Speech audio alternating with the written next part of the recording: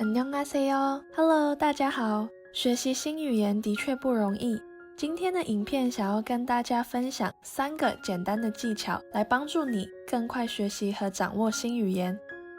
第一个技巧就是看电视节目。是的，就是那么简单。那当然是要看你想要学的语言的电视节目。电视节目不但让我们有更多机会听到新语言，也能让我们学到如何使用那个语言来进行对话。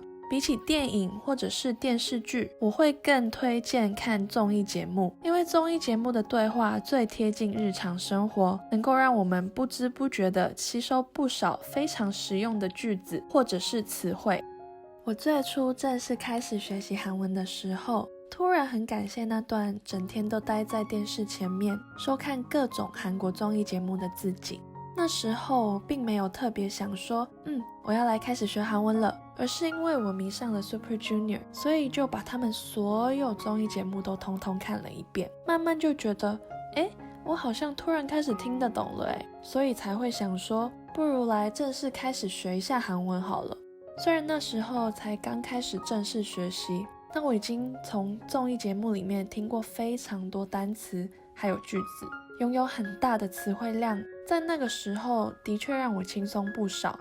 这就是为什么我会这么推荐这个方法，而且还很简单就可以做得到了，大家真的要尝试一下。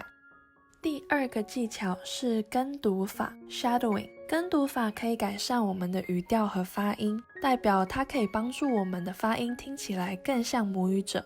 做法很简单，就是模仿电视里的人把句子念出来，这样我们不但能够练习以最自然的方式发音，也可以及时回放听正确的发音和语调。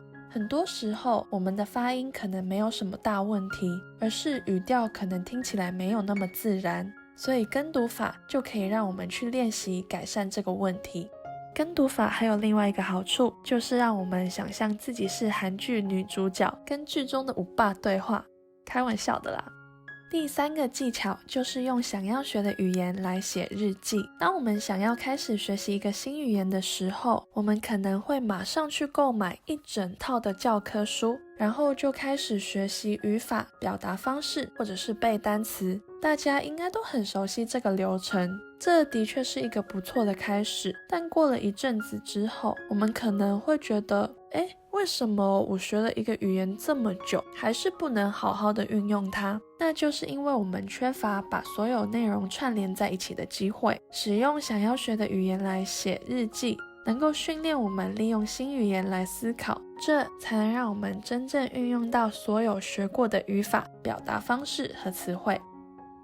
其实写作文也是同样的道理，当我们听到作文2个字的时候，可能都会有点抗拒。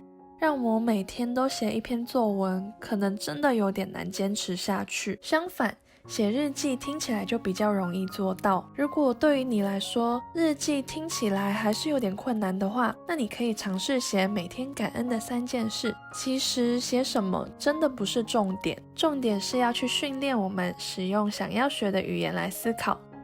以上就是3个能够帮助你更快掌握新语言的技巧。我们只要制造更多接触新语言的环境，不断练习，以及使用想要学的语言来思考，一定能很快学会并且掌握一个新语言的。我们下个影片再见，감사합니다。